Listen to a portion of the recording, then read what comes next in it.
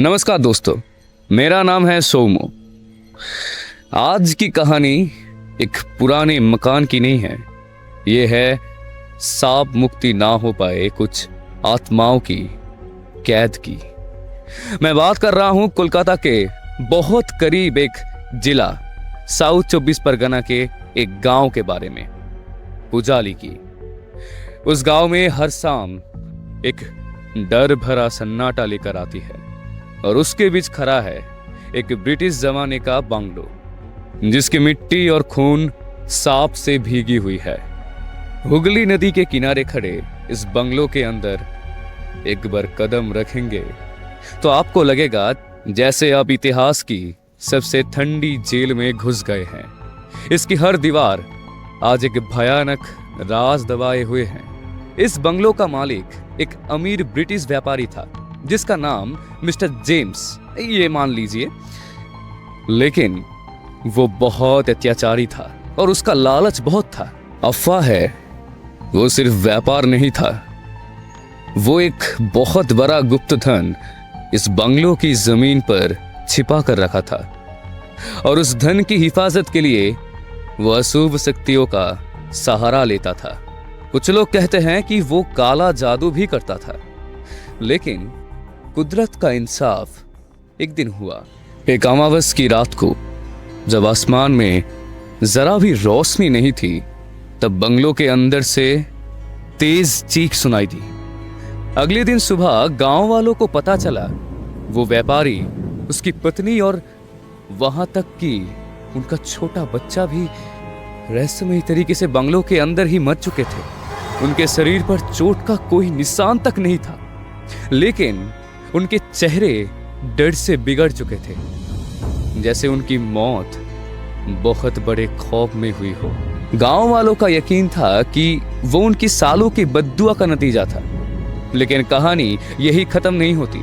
असली डर तो अब शुरू होता है। उस रात से वो बंगलो रातों रात वीरान हो गया। आज भी गांव के लोग शाम ढलने के बाद उस तरफ जाने की हिम्मत भी नहीं करते। क्यों जानते हैं?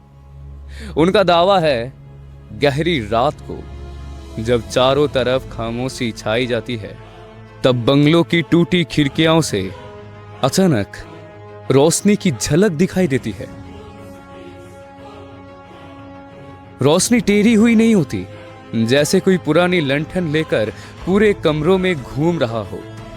कई लोगों ने सुना है घर के अंदर से धीरे धीरे रोने की आवाज आती है, जैसे वो ब्रिटिश पत्नी की आत्मा अभी भी अपने खोए हुए बच्चे के लिए रो रही हो। सबसे भयानक ये है, कभी कभी उस व्यापारी की भारी बूटों की आवाज सीढ़ियों पर सुनाई देती है। ऐसा लगता है जैसे वो अभी भी ऊपर की मंजिल पर चल रहा हो और उसकी जेब में रखी वो चाबियों की गुच्छा खनक रहा हो। जो लोग थोड़ी हिम्मत करते, वो लोग दिन में बंगलो के अंदर घुसने गए थे। उनका अनुभव और भी डरावना था। उन्होंने लौटकर बताया कि अंदर घुसते ही टेम्परेचर अचानक बर्फ से भी नीचे चला जाता है।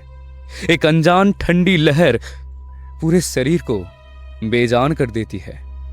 सबसे अजीब उन्होंने महसूस किया, जब भी वो बंगलो की पिछली तरफ की अंधेरी चील कोठे की तरफ बढ़ते थे, तब हवा में से एक अदृश्य रुकावट या फुसफुसाहट उन्हें पीछे धकेल देती थी।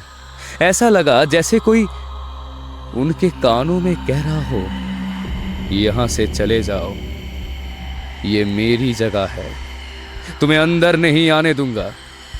गांव वालों का विश्वास है ये आत्माएं आज भी अपना खजाना और अपना पुराना घमंड पहरा दे रहे हैं।